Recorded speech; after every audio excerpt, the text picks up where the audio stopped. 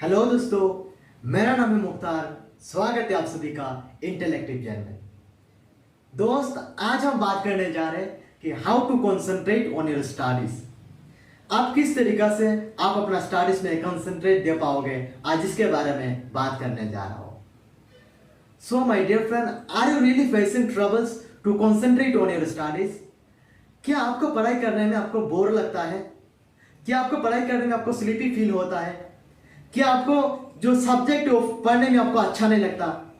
क्या आपको 2 मिनट पढ़ने में आपको मन नहीं बैठता?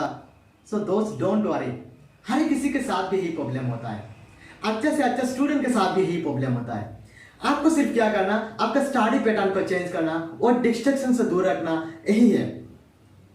देखिए दोस्त, हमारा जो माइंड है वो एक बंदर की तरह होता है। वो एक जगह में कभी टिकता नहीं है, एक जगह में कभी रुकता नहीं है।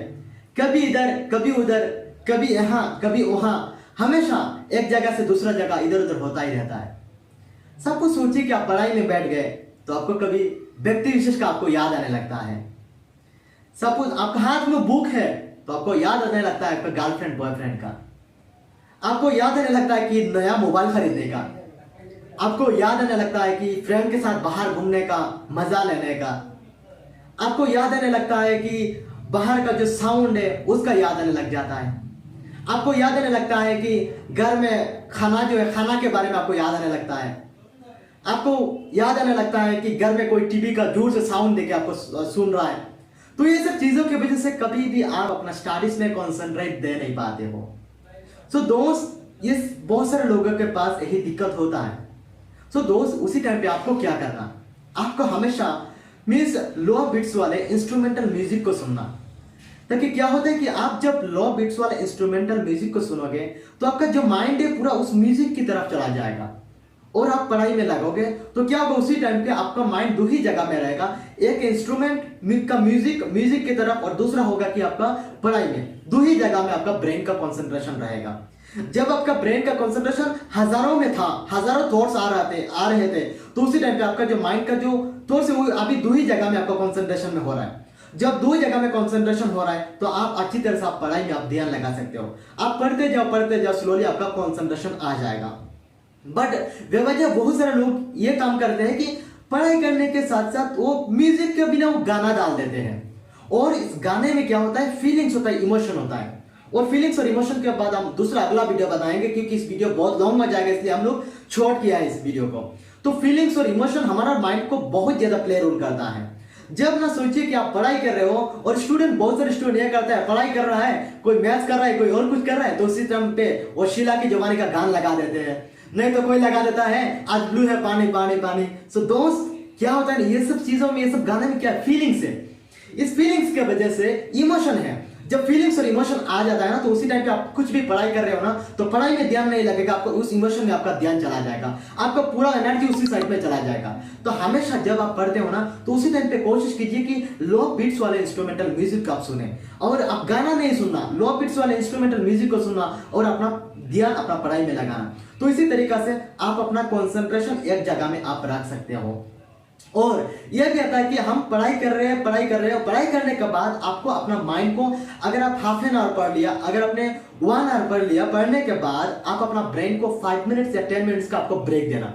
क्योंकि आप अपना ब्रेन को री एनर्जाइज करने के लिए आपका ब्रेन को आपको थोड़ा समय देना पड़ेगा, ताकि जो भी इंफॉर्मेशन आपका ब्रेन कैप्चर किया, उस इंफॉर्मेशन को पूरा अच्छी तरह से सेटल कर पाए। तो इसी तरीके से आप अपना ब्रेन को थोड़ा ब्रेक भी देना पड़ेगा, ताकि अपना ब्रेन जो है पूरा सेटल करने के लिए आपका जो इंफॉर्मेशन डाला है वो सेटल कर पाए। और दूसरा आता है कि हम जब पढ़ते जा रहे हैं तो हमारे माइंड में बहुत सारे डिस्ट्रैक्शन आ जाता है। तो इस पेपर को मैं कहता हूं कि डिस्ट्रैक्शन शीट। सोचिए कि आपने जब पढ़ाई कर रहे हो तो उसी टाइम पे अपना साइड में या तो आपका रफ कॉपी रखना, या तो रफ कॉपी और पेन रखना, या तो अपना डायरी रखना। जब आप पढ़ रहे हो ना, पढ़ते जब जा रहे हो पढ़ाई करने के बाद, उसी टाइम पे आपको याद आएगा कि अरे उसके साथ तो मैं फोन करना भूल गया। तो आप क्या करना, उसी टाइम पे डिस्ट्रैक्शन शीट यानी आपका रफ कॉपी में लिखना क्या क्या डिस्ट्रैक्शन आता है। आप सिर्फ उसको चीज को पकड़ने की कोशिश कीजिए, कॉपी में लिखना। दूसरा बार फिर से आप जब पढ़ते जा रहे हो, आपका माइंड में फिर से आएगा कि अरे उसको पैसा देना बाकी रह गया है, फिर से लिखते जाओ। फिर से आप पढ़ रहे हो और 10 मिनट्स 20 मिनट्स पढ़ने के बाद फिर से याद आता है अरे रोहित के साथ तो मैं बात करना भूल गया। फिर से लिखते जाओ। तो ये सब चीज करते करते क्या होता है, ये सब चीज आपका माइंड में आता है। तो उसी टाइम पे क्या करना, आप वो सब चीज लिखना और अपना मन से कहना कि जो मैं पढ़ रहा हूँ, पढ़ाई कंप्लीट करने के बाद मैं ये टास्क को मैं फुल से कंप्लीट करूंगा, प्रॉपरली मैं इस टास्क को उस चीज को मैं कंप्लीट कर लूंगा। तो ये चीज अपना माइंड में रख के आप पहले पढ़ाई कंप्लीट कर लीजिए।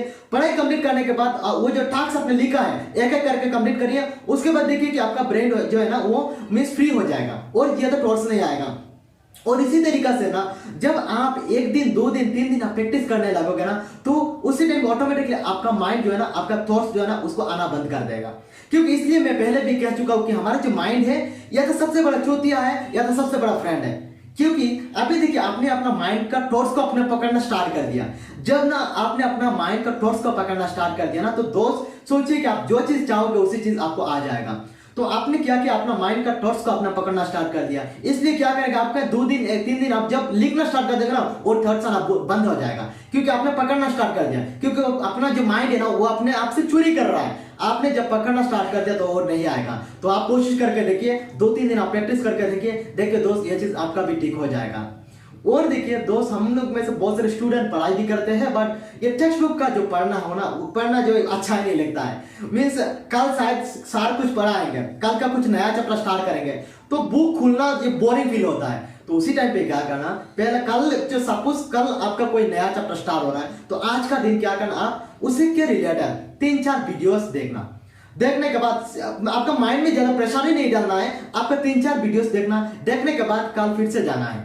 या तो आप कुछ म्यूजिक सुन के आराम से अपना माइंड को फ्री बना के आप फिर से उस चैप्टर को साथ जब पढ़ा रहे तो उसी टाइम पे सुनने के बाद जब आप पढ़ाई चैप्टर पूरा कंप्लीट हो गया, मींस या तो आज का जो टास्क है वो कंप्लीट हो गया, तो अपने आप से फ्लैश क्वेश्चन करना, अपने आप से क्वेश्चन करना और उस चीज को एक एक करके आप कोशिश करना कि ये क्या, यह चीज मेरा माइंड में है कि नहीं। आप खुद से इस चीज को कोशिश करने की कोशिश करना, या तो क्विज बना देना, अपना मन में क्विज करना कि इसका आंसर ये है तो वो क्या है। तो हमेशा जब आप इसी तरीके से जब आप अपने आप पर क्वेश्चन करने लगोगे, क्वेश्चन पूछने लगोगे, तो आपका ब्रेन हर कोई चीजों को आसानी से कैप्चर कर लेगा और आपका मींस हर कोई चीजों को आप आसानी से रिमाइंड कर पाओगे। और इसी तरीके से दोस्त आप अपना ब्रेन को फीड कर सकते हो, इसी तरीके से आप अपना माइंड को कंसंट्रेट कर सकते हो। यह भी ध्यान रखना कि जब आप पढ़ते हो तो पढ़ाई के साथ साथ आपका मोबाइल तक आपका बाजू में ना हो। और हमेशा कोशिश कीजिए कि आप मींस मोबाइल फोन की बहुत बड़ा एक डिस्ट्रक्टर है। और देखिए दोस्त, क्योंकि सब कुछ सोचिए कि किसी ने आपको क्वेश्चन पूछा, या तो आपका सर ने क्वेश्चन पूछा, या तो किसी ने क्वेश्चन पूछा कि जॉर्ज वाशिंगटन ने बोस्टन टी पार्टी में क्या किया था। सपोज किसी ने आपसे क्वेश्चन पूछा कि जॉर्ज वाशिंगटन ने बोस्टन टी पार्टी में क्या किया था। आपको उस चीज को पहले आपको ये चीज को कैप्चर करना है कि जॉर्ज वाशिंगटन था कौन। तो इसी तरीके से क्या करना, आपको जब भी हर कोई क्वेश्चन आएगा तो क्वेश्चन को ब्रेक करने के लिए सोचो और ब्रेक करके एक एक टर्म को आप समझने के लिए सोचो। जब आप एक एक टर्म को समझ लोगे तो आपको हर कोई चीज आपको आसान हो जाएगा। हर कोई चीज आपको समझने में आपको बहुत जल्दी आसानी से आपको हर कोई चीजों को सीख सकते हो, हर कोई चीज आसानी से आप याद कर सकते हो। सो दोस्त, इसी तरीका से आप कोशिश करना कि एक एक क्वेश्चन को ब्रेक करके आपको समझने के लिए। सो दोस्त, याद है कि आप जब पढ़ते हो ना, पढ़ाई कर लिया, पढ़ाई करने के बाद आप कोई चीजों को नोट बनाओ। नोट इसी तरीके से बनाओ ताकि नोट या अपने आप को पता चले। ये जरूरी नहीं कि बुक का टर्म से आप उस नोट को बनाओ, इससे बनाओ कि ताकि आपको 1 महीना 2 महीने के बाद आप उस नोट को आसानी से याद कर पाओ, उस नोट को आसानी तरीके से आप उसको रिमाइंड कर पाओ। तो इसी तरीके से आप कोशिश कीजिए। और नोट बनाने का वक्त ये भी याद रखना कि जो आपने पढ़ा है उसको एक स्टोरी का माध्यम से आप उस चीज को मीन्स ताकि एक स्टोरी बना दो ताकि आपको माइंड को उस चीज को याद रहे। इधर आप इस चीज को एक इमेज के थ्रू से आप अपना माइंड को फोकस करवा सकते हो।